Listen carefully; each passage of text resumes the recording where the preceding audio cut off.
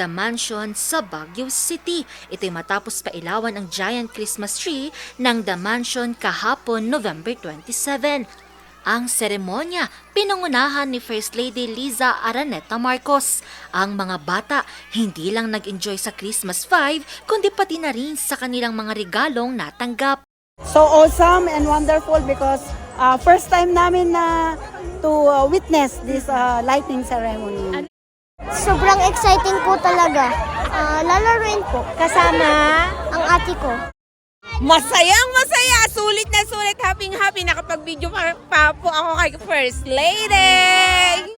Maliban sa mga estudyante at mga turista, nakisaya rin sa Christmas lighting ceremony sina Baguio City Mayor Benjamin Magalong, dating Pangulo at Pampanga 2nd District Representative Gloria Macapagal Arroyo, dating DILG Secretary Benjir Abalos at si Palace Press Officer at Undersecretary Attorney Claire Castro. At pasado alas 6 ng gabi, inabangan ng lahat ang pagpapailaw ng giant Christmas tree. Dumagdag pa sa kasiyahan ng mga performance ng Philippine Military Academy Marching Band at University of Baguio Voices Choral.